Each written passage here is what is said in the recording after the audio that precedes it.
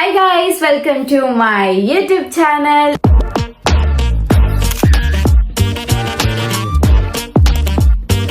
ఈరోజు వీడియో వచ్చేసి మీరు ఎంతగానో అడుగుతున్న వీడియో Q&A వీడియో చేయమంటున్నారు కాబట్టి అది కూడా మా చెల్లెతోనే చేయమంటున్నారు.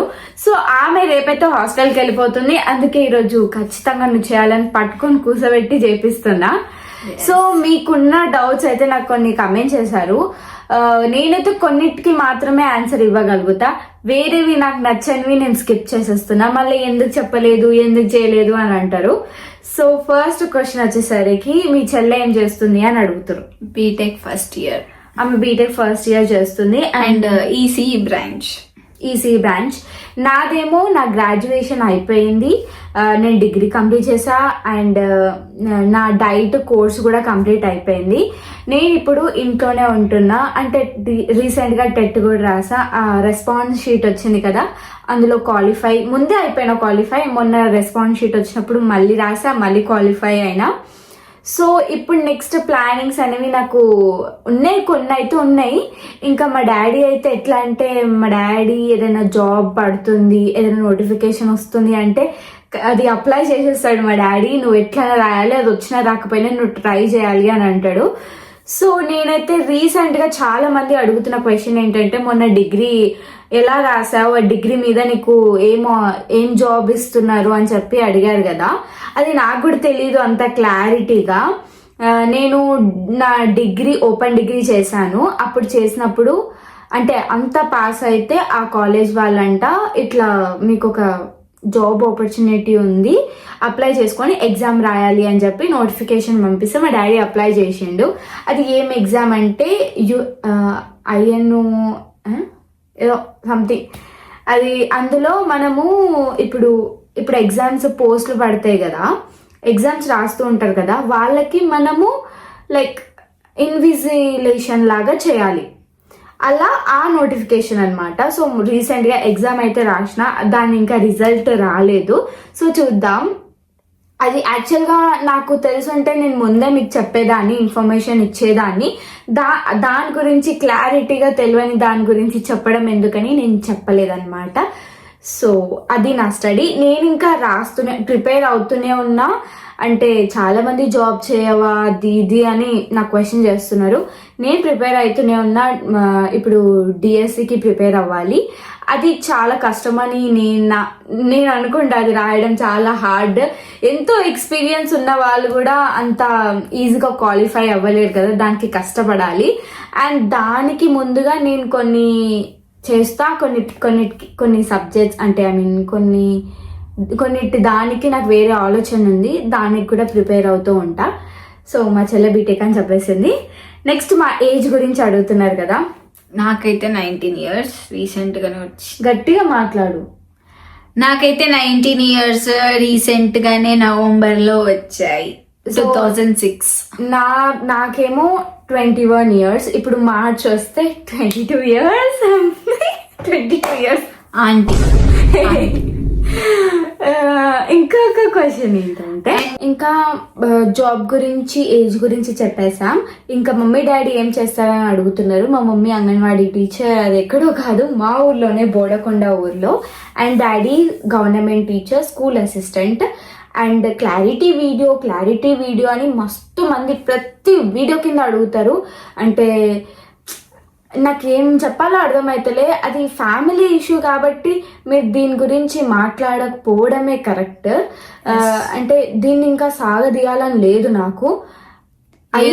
అయిపోయింది, ఏదో ఒక రోజు కలుస్తాం ఇక, అంతే. ఏదో ఒకటి అయిపోయింది. మీరు ఎట్లా అంటే కొందరు మంచి పెడుతున్నారు, కొందరు ఎలా అంటే చెప్తావా చెప్పవా అని సబ్స్క్రైబ్ చేస్తా అని ఇట్లా అంటున్నారు. ఇది క్లారిటీ వీడియో అన్నట్టు ఏం లేదు. మీరంతా లైట్ తీసుకోండి, మీరు దాన్ని పట్టి లాగి దాన్ని ఇష్యూ చేయకండి. ఐ మీన్ సబ్స్క్రైబర్స్ గొడవ పడుతున్నారు మా గురించి. లైట్ తీసుకోండి. మీరు అడగకపోవడం, మేము చెప్పకపోవడమే కరెక్ట్. ఇంకా పెళ్లి అప్డేట్, పెళ్లి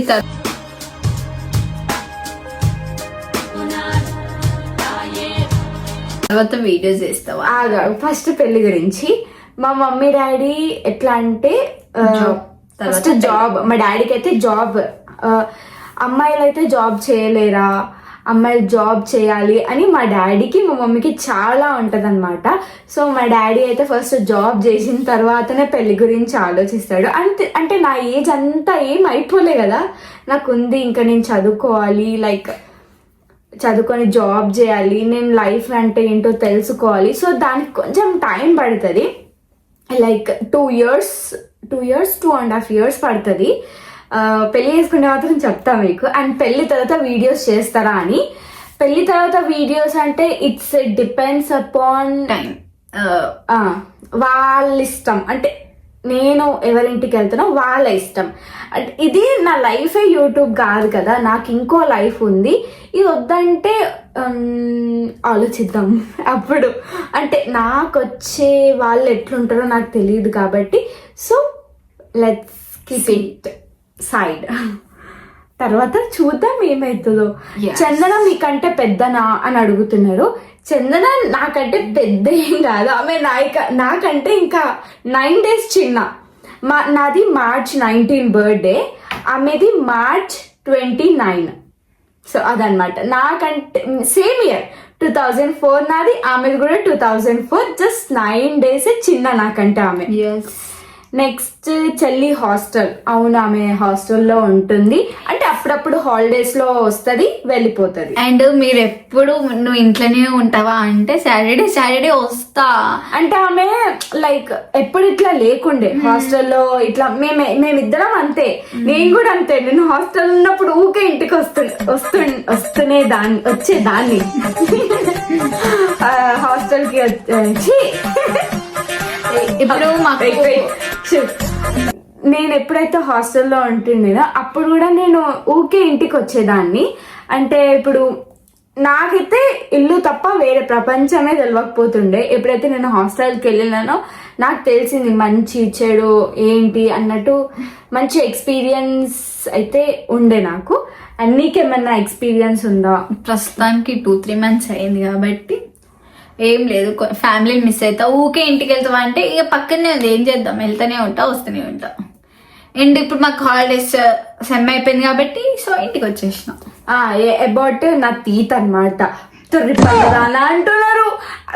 ఇంకా వచ్చింది తీత్. నేను ఏం చేస్తా చెప్పండి?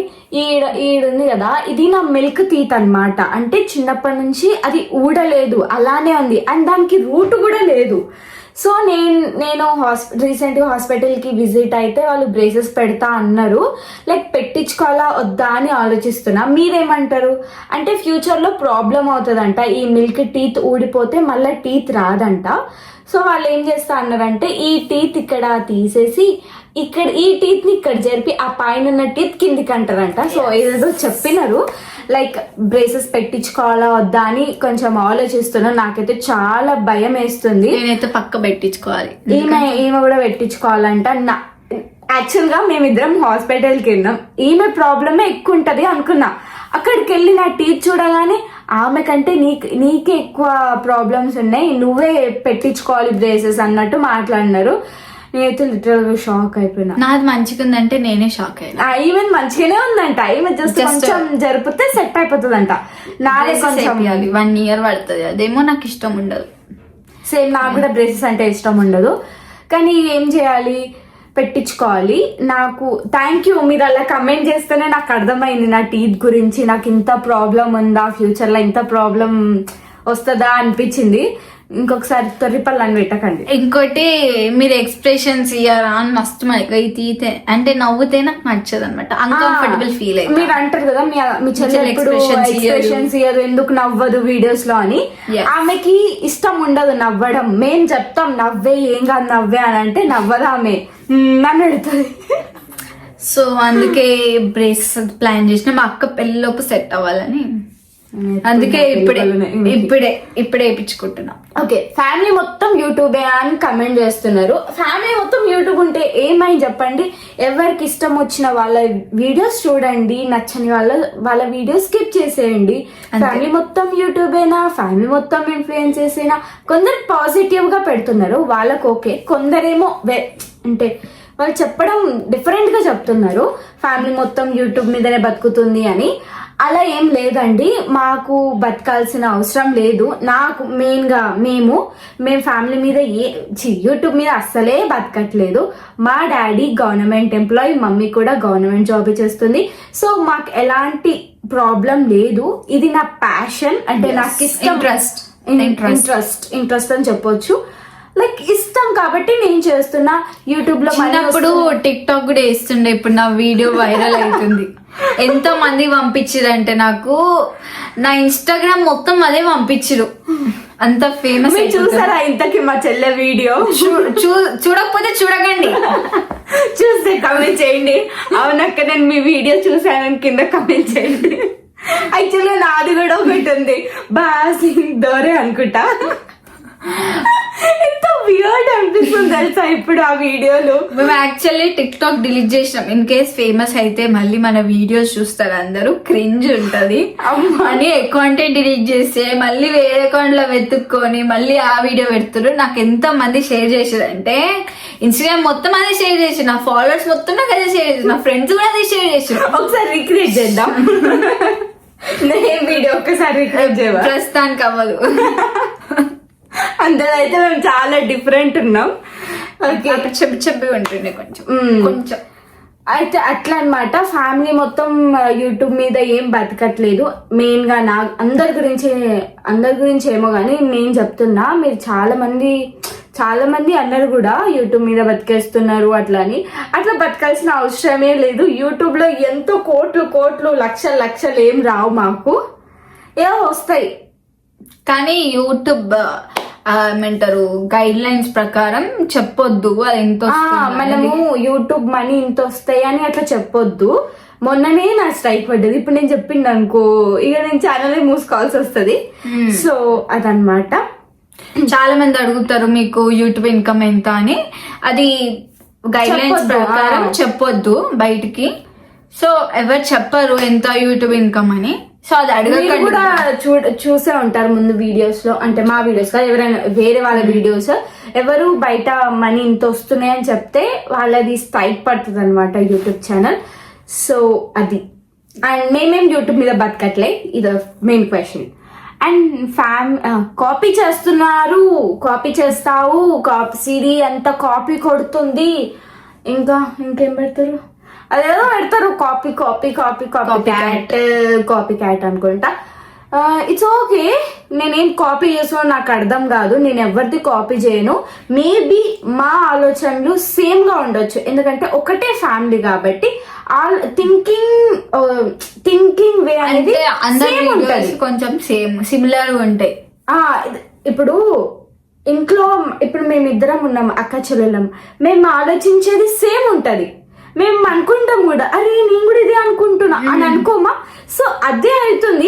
నేనేం ఇప్పుడు చేసింది కదా నేను కూడా చేయాలి, కాపీ కొట్టాలి అనేటట్టు అయితే నేనేం చేయను. మేబీ అదంతా అట్లా సేమ్ అయిపోతుందేమో ఏమో అలా అయిపోతుందేమో, కానీ నేనైతే కాపీ అయితే అస్సలు చేయను. కాపీ క్యాట్ ఏమైనా పెట్టుకొని నాకు ఫరక్ పడదు, నేనైతే డిలీట్ చేసేస్తా కమెంట్. నెక్స్ట్, ఎక్కువ మీ చిన్నక్కతోనే ఉంటావా అని అడుగుతారు. మీకు ఒకటి చెప్పాలి, నాకు నాకు తెలివి వచ్చినప్పటి నుంచి నేను మా చిన్నక్కతోనే ఉండే అనమాట. యాక్చువల్గా చెప్పాలంటే లైక్ వీఆర్ వెరీ క్లోజ్. నాకైతే అక్క చాలా క్లోజ్. నేను ప్రతి ఒక్కటి అక్కతో షేర్ చేసుకుంటా చిన్నప్పటి నుంచి. అంతే, ఊరికి వెళ్ళాలన్నా ఫస్ట్ మేమిద్దరమే వెళ్ళిపోతుండే అనమాట. ఊరికి హాలిడేస్ వస్తే మేమిద్దరమే వెళ్ళిపోతుండే. అండ్ ఇంకేమంటున్నారంటే, ఇప్పుడు మీకు తెలియదు యాక్చువల్ సిచ్యువేషన్ ఏమైందో తెలియదు. సో ఇప్పుడు నేను చెప్తా. నేను యూట్యూబ్ స్టార్ట్ చేసినప్పుడేమో హాస్టల్లో ఉన్నప్పుడు నేను హాస్టల్లో ఉన్నప్పుడు అండ్ యూట్యూబ్ స్టార్ట్ చేసినప్పుడు మా చిన్నక్క ప్రెగ్నెన్సీతో ఉండే. మేము అక్క వాళ్ళ ఇంటికి వెళ్ళలేదు, అక్క మా ఇంటికి రాలేదు, మేమంతా కలుసుకోలేదు. ఎందుకంటే అక్క ఎక్కువ బెడ్ రెస్ట్ లోనే ఉండే ప్రెగ్నెన్సీ ఉన్నప్పుడు. మీకు ఆల్రెడీ చెప్పే ఉంటది కదా నేను ఎన్ని కష్టాలు పడ్డా అని, అక్క వీడియోస్ లో చెప్పింది కదా. సో అలాగే అన్నమాట, మేమంతా కలవలేదు, లైక్ మేమంతా మాట్లాడుకోలేదు, కమ్యూనికేషన్ కూడా లేకుండే అప్పుడు అక్క ప్రెగ్నెన్సీతో ఉన్నప్పుడు. ఇంకా టైగర్ బాబు పుట్టిండు కదా, అప్పుడు కూడా కొంచెం సీరియస్ సిచ్యువేషన్ ఉండే అనమాట. ఇంకా నేనంతా కలవలేదు. ఎందుకో అంటే ఇప్పుడు Busy life, busy busy schedule. ఉంటది. సో అట్లా అని మేము కలుసుకోలేదు. సో అలా అని నేను వీడియో తీయలేదు. ఎప్పుడైతే టైగర్ బాబు అన్నప్రసన్న అయిందో అప్పటి నుంచి అక్క చెప్పిందనమాట, టైగర్ ని రివీల్ చేసింది. అప్పుడే వీడియోస్ లో రివీల్ చేసింది టైగర్ బాబు అని. సో అప్పటి నుంచి ఇంకా నేను పెడుతున్న వీడియోస్. దానికంటే ముందు కూడా నేను మా అక్క ఇంకా అక్క వాళ్ళ హస్బెండ్ మేము కలిసి ఊరికి కూడా వెళ్తుండే. అప్పుడు నేను నా దగ్గర యూట్యూబ్ లేకుండా మీకు చూపించలేదు. సో ఇప్పుడు నేను సడన్ గా ఇట్లా పెడుతుంటే మీకు డౌట్ వస్తుంది, అంటే ఎప్పుడు ఈ అక్కతోనే ఉంటావా, అట్లనా ఇట్లనా అని చాలా కమెంట్స్ వస్తున్నాయి. సో ఇదన్నమాట, నేను అక్క దగ్గరికి ఎక్కువ వెళ్ళడానికి రీజన్ ఏంటంటే మేము ఎక్కువ క్లోజ్ ఉంటాం. అప్పుడు ప్రెగ్నెంట్ తో ఉండే కాబట్టి నేను అంత చూపించలేకపోయినా, వీడియోస్ తీయలేకపోయినా. ఎప్పుడైతే టైగర్ బాబుని రివీల్ చేసిందో అక్క, ఇంకా అప్పటి నుంచి మేము కంటిన్యూస్ గా కలుస్తూనే ఉన్నాం. అండ్ నేను ఎవరిని వీడియో కొట్టలేదు. First of all note this point. Video కొట్టావు, నువ్వు వీడియో కొట్టి వీళ్ళతో ఉంటున్నావు, వాళ్ళతో ఉంటున్నావు అంటే అది రాంగ్ అండి. ఎవరు వీడియో కొట్టారు, అది బ్లడ్ రిలేషన్ కాబట్టి స్ట్రాంగ్ గా ఉంటది. నెక్స్ట్, సో క్లారిటీ వచ్చింది కదా. నేను ఎక్కువ చిన్నక్కతో ఎందుకుంటా అంటే మేము చాలా క్లోజ్ ఉంటాం కాబట్టి. ఒక పెద్ద అక్కలాగా నాకు మంచి ఫీల్ వస్తుంది అక్కతో. లైక్ మా వైబ్ మ్యాచ్ అవుతుంది. అన్నీగా మంచిగా మాట్లాడుకుంటాం, మంచి వైబ్ ఉంటుంది కాబట్టి నేను ఎక్కువ అక్కతోనే ఉంటా. నెక్స్ట్ క్వశ్చన్, నీకు ఎందుకంత కుళ్ళు? ఎవరికి కుళ్ళు? ఎందుకు కుళ్ళు? నాకేం కుళ్ళు ఏమో నాకు కూడా తెలియదు.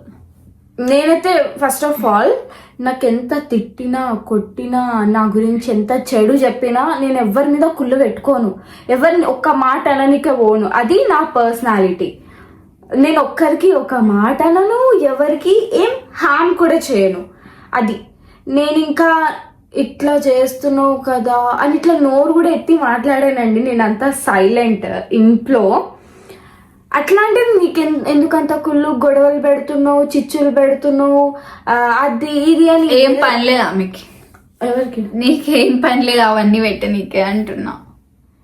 అంటే చిచ్చులు పెట్టడం నాకేం పని లేదా? ఎవరి బిజీ లైఫ్ లైఫ్ వాళ్ళదండి. ఒకరు చెప్తే వినేటోళ్ళు ఇప్పుడు ఈ లోకంలో లేరు. జనరేషన్ ఇప్పుడు నేను ఎట్లా అంటే నేను ఇక్కడ విని ఇక్కడ వదిలేసే రకం. నేను అంత పట్టించుకోను కూడా. నేనైతే చాలా కూల్ అండ్ మెచ్యూర్డ్ గా ఆలోచిస్తా. నేనంతా ఇట్లా గొడవలు పడాలి, ఇది చేయాలి, అది చేయాలి, హడావిడి ఉండదు నా దగ్గర. కూల్ అంతే. ఇంకో క్వశ్చన్ ఏంటంటే, ఎందుకు మీరు అసలు అంత సింపతి క్రియేట్ చేసుకుంటున్నారు? అసలు సింపతి ఏం సింపతి? అసలు సింపతి ఏ వీడియోలో మీకు అట్లా సింపతి లాగా అనిపించింది అంటే చెప్పండి మీరు. నాకు తెలియదు నేను ఎందులో సింపతి క్రియేట్ చేశాను అని.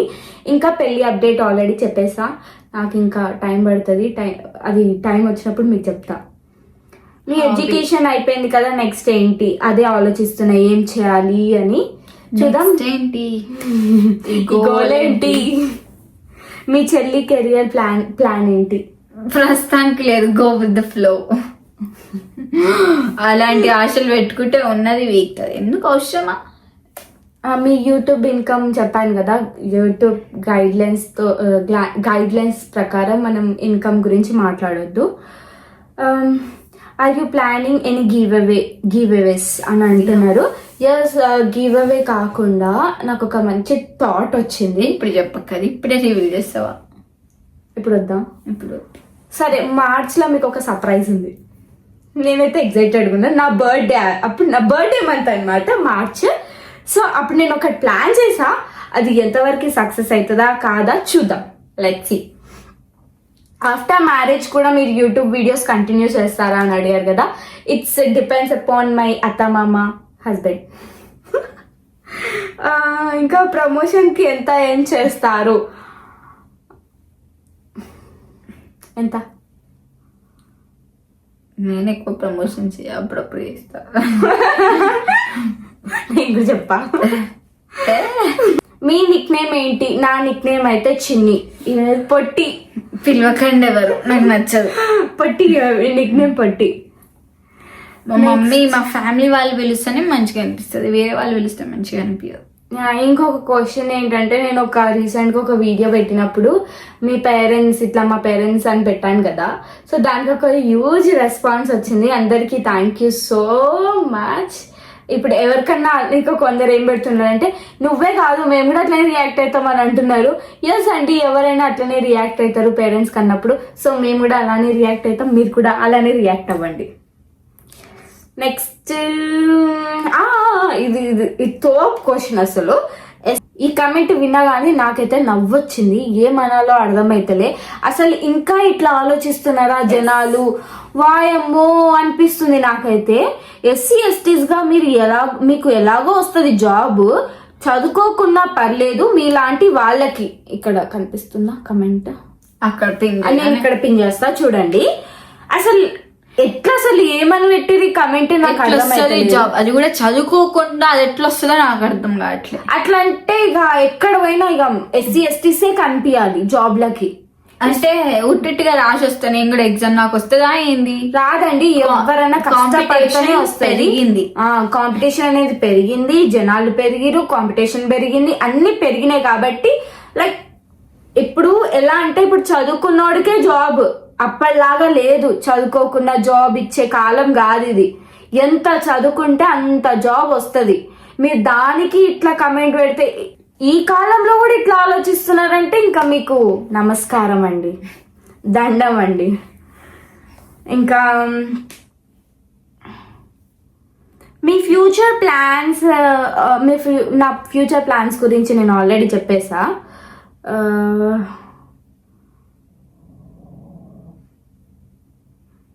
అంతే. సో ఇంకేమైనా కమెంట్స్ ఉన్నాయా? సో ఇంకా ఈ కమెంట్స్ అయితే కొన్ని వరకు అయితే నేను చెప్పింది, మిగతా అడగకండి. కొన్ని వరకు అయితే కొన్ని క్వశ్చన్స్ కి అయితే నేను ఆన్సర్ చేసా. నాకు ఏది మంచిగా అనిపించిందో ఆ వాటిని పిక్ చేసుకొని నేను ఆన్సర్ చేసా. అండ్ కొన్ని దానికి నేను స్కిప్ చేసా. ఎందుకో అది అవసరం లేనివి అవసరం లేదు అంతే. అవుట్ ఆఫ్ బాక్స్ క్వశ్చన్స్ నేను స్కిప్ చేసా. ఇంపార్టెంట్ అనేవి నాకు చెప్పాలనిపించేటివే నేను చెప్పిన. అండ్ ఇందులో నేను ఏదైనా తప్పుగా మాట్లాడితే ఐఎమ్ సారీ. అండ్ నా వీడియోస్ చూస్తున్న ప్రతి ఒక్కరికి థ్యాంక్ యూ సో మచ్. నన్ను ఇంత బాగా సపోర్ట్ చేస్తున్నందుకు I'm really thankful for you guys. Really love you. Bye guys. Bye. నా ఛానల్ ని కూడా సబ్స్క్రైబ్ చేయండి, ఛానల్ ని కూడా సబ్స్క్రైబ్ చేసుకోండి. అండ్ మీకు ఒక పెద్ద ఉంది, అది నా ఛానల్ చెప్తా. Bye guys. ఏముంది పెద్దది? గివ్ అవే బై 100K ఇప్పుడే. Bye guys. హ్యాపీగానే ఉన్నాం, మీరు కూడా హ్యాపీగా ఉండండి, ఏం టెన్షన్ తీసుకోకండి. మేమైతే బాగానే ఉన్నాం. అండ్ మళ్ళీ ఇంకో వీడియోతో కలుద్దాం. Bye bye.